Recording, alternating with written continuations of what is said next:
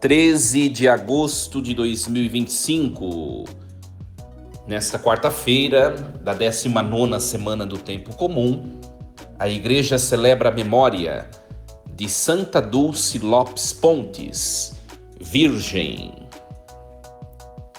Rádio Rainha da Paz, um novo tempo para evangelizar. Meus queridos filhos e filhas, que alegria nos encontrarmos nesta quarta-feira. Sintam-se todos bem acolhidos, bem-vindos, que a paz esteja com vocês. Iniciemos em nome do Pai, do Filho e do Espírito Santo. Amém. Hoje nós celebramos Santa Dulce dos pobres. Olha só, santa brasileira, bênção de Deus. O nome de batismo de Santa Dulce dos pobres é Maria Rita de Souza Brito Lopes Pontes. Santa Dulce nasceu no ano de 1914, em Salvador, e faleceu no ano de 1992, também em Salvador. Foi canonizada recentemente, pelo Papa Francisco, no dia 13 de outubro de 2019, e hoje é sua festa litúrgica, Virgem religiosa, conhecida popularmente como Anjo Bom da Bahia, Desde pequenina, Santa Dulce sentia um forte desejo de ajudar os pobres, Por isso ela ingressou na congregação das Irmãs Missionárias da Imaculada Conceição da Mãe de Deus, no ano de 1933. Começou acolhendo doentes, desabrigados, em casas improvisadas, inclusive num galinheiro, diz a história, um galinheiro anexo ao convento, que se tornou o que nós podemos chamar de embrião das obras sociais da Irmã Dulce, que nós chamamos hoje de OSID, Então ela, uma mulher vigorosa, uma mulher forte, atuou incansavelmente em hospitais, em creches, em escolas, e sempre com profundo espírito de fé e simplicidade. Um grande exemplo para nós, Um grande exemplo. E ela dizia sempre, minha gente, Santa Dulce sempre dizia: se faltar pão, peço a Deus e Ele manda. Olha só, tamanha fé que essa mulher demonstrava com seu testemunho. E não era uma mulher com muita saúde, não, mesmo frágil de saúde, ela se mostrava forte, mantinha o seu serviço, Então, um grande, vamos dizer assim, contributo para a nossa nação, a sua santidade, desde que ainda caminhava junto de nós aqui. A OSID, hoje, é um dos maiores e complexos, complexos filantrópicos de saúde do Brasil, gente. Então, Santa Dulce dos Pobres é a primeira mulher nascida no Brasil a ser canonizada. Nós temos Santa Paulina, Mas Paulina é do continente europeu, Embora tenha morrido aqui, agora Santa Dulce nasceu aqui, em terra de Santa Cruz, Para nós é um orgulho, Para nós é um orgulho que o testemunho de simplicidade, de disponibilidade dessa mulher nos ajude também na nossa caminhada de fé, Nós que vivemos num mundo tão egocêntrico, Um mundo tão egoísta, que esse testemunho possa nos ajudar a crescer na sensibilidade do próximo. Rádio Rainha da Paz, para ouvir com o coração. Leitura do livro do Deuteronômio, capítulo 34, versículos do 1 ao 12. Naqueles dias, Moisés subiu das estepes de Moabe ao monte Nebo, ao cume do Fasga, que está defronte de Jericó, e o Senhor mostrou-lhe todo o país, desde Galaade até Dan, o território de Neftali, a terra de Efraim e de Manassés, toda a terra de Judá, até ao mar ocidental, o Negueb e a região do vale de Jericó, cidade de palmeiras, até Segor. O Senhor lhe disse: eis aí a terra pela qual jurei a Abraão, Isaque e Jacó, dizendo: eu a darei à tua descendência, Tu a viste com teus olhos, mas nela não entrarás. E Moisés, servo do Senhor, morreu ali, na terra de Moabe, conforme a vontade do Senhor, e ele o sepultou no vale, na terra de Moabe, defronte de Bet-Fegor, e ninguém sabe até hoje onde fica a sua sepultura. Ao morrer, Moisés tinha 120 anos, sua vista não tinha enfraquecido, nem seu vigor se tinha esmorecido. Os filhos de Israel choraram Moisés nas estepes de Moabe durante 30 dias, até que terminou o luto por Moisés. Josué, filho de Num, estava cheio do espírito de sabedoria, porque Moisés lhe tinha imposto as mãos, e os filhos de Israel lhe obedeceram e agiram como o Senhor tinha ordenado a Moisés. Em Israel nunca mais surgiu um profeta como Moisés, a quem o Senhor conhecesse face a face, nem quanto aos sinais e prodígios que o Senhor lhe mandou fazer na terra do Egito, contra o faraó, os seus servidores e todo o seu país, nem quanto à mão poderosa e a tantos e tão terríveis prodígios que Moisés fez em vista de todo Israel. Palavra do Senhor. Graças a Deus. Muito bem, queridos. Então nós temos hoje os versículos do 1 ao 12, nós acompanhamos o capítulo 34 do Deuteronômio, né?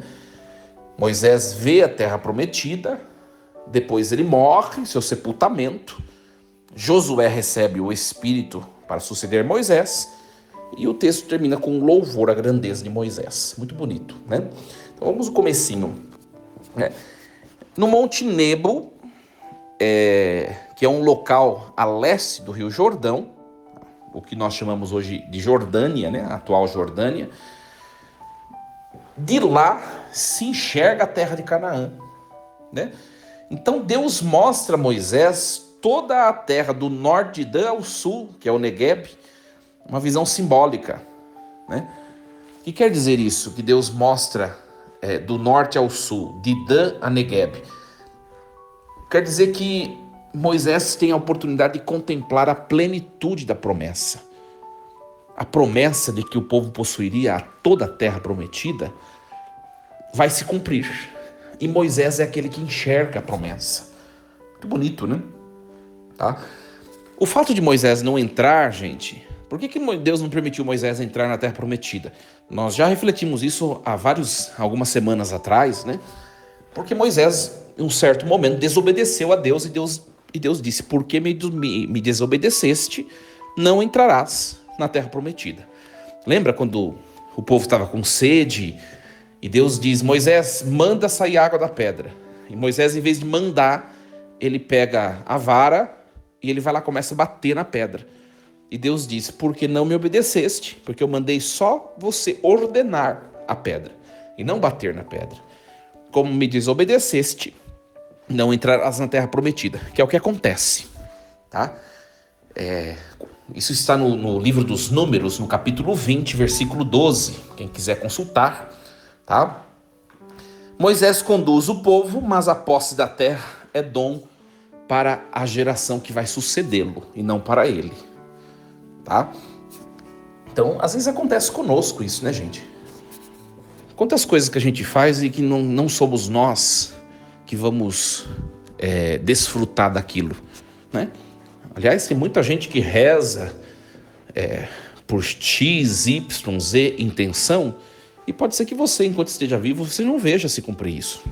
A gente tem que aprender que sempre acontece. Moisés, a mesma coisa.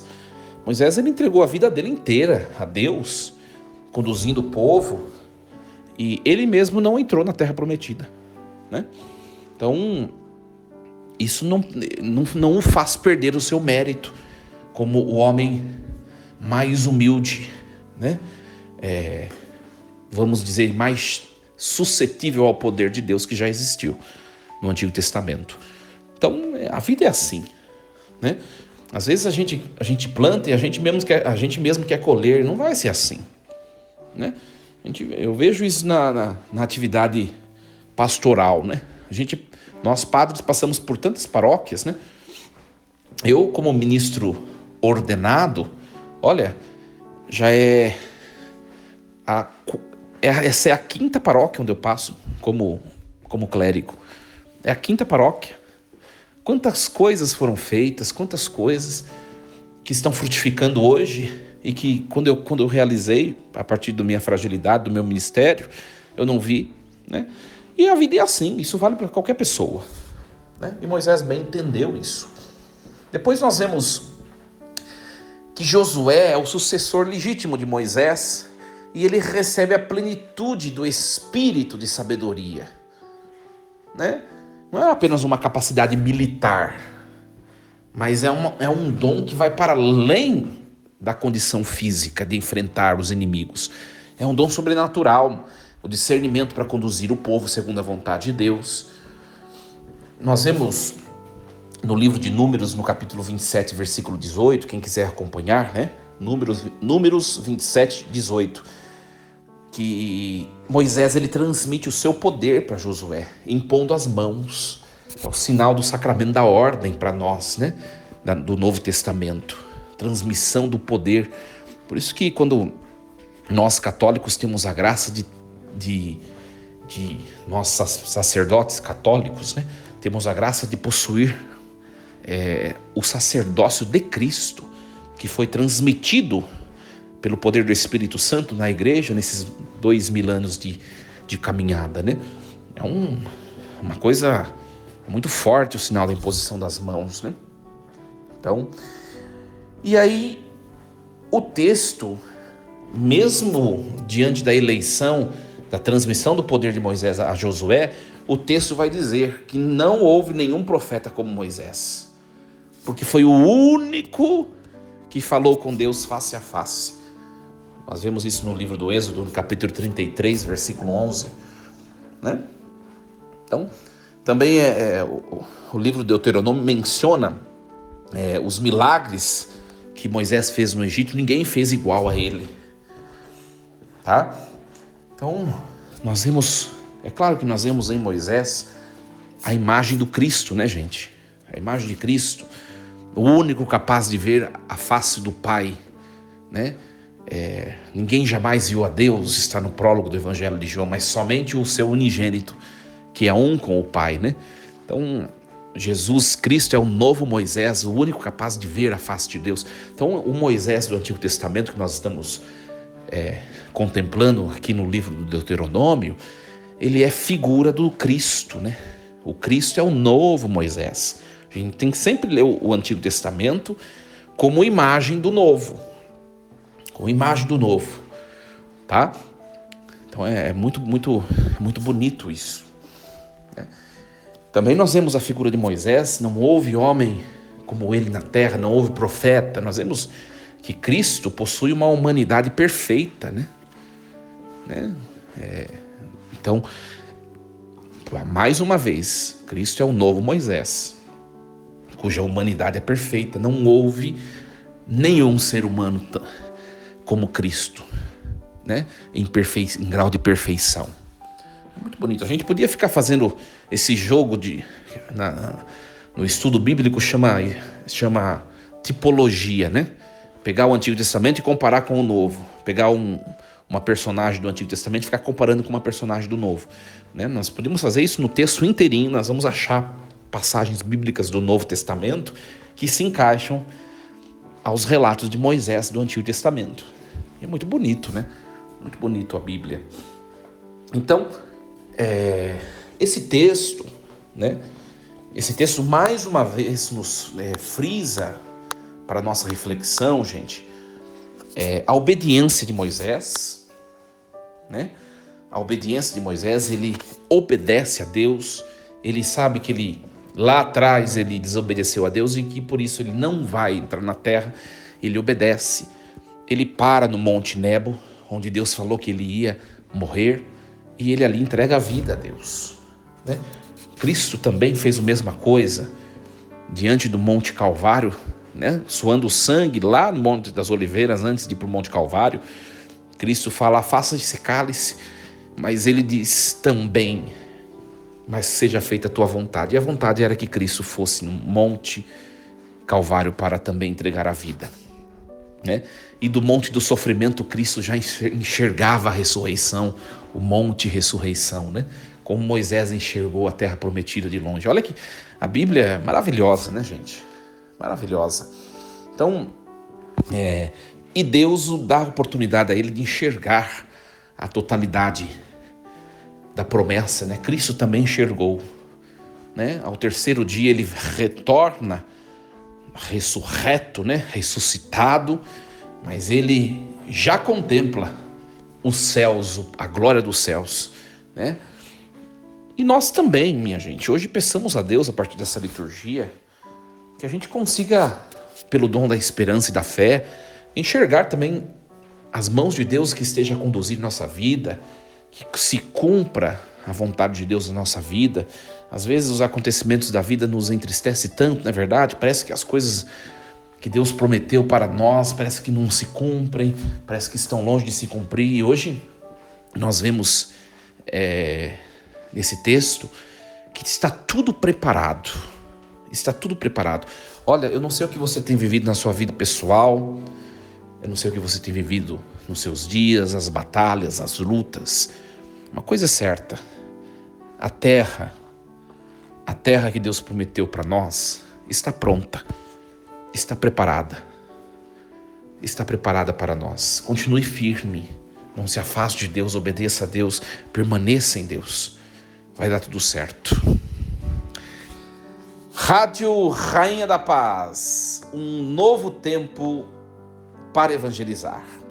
Queridos, desejo a vocês uma quarta-feira cheia de Deus, hoje sob a proteção, oração e intercessão de Santa Dulce dos Pobres. Que Deus os abençoe e os proteja. Força e coragem, em nome do Pai, do Filho e do Espírito Santo. Amém. Lembremos-nos sempre, Deus está no comando de tudo.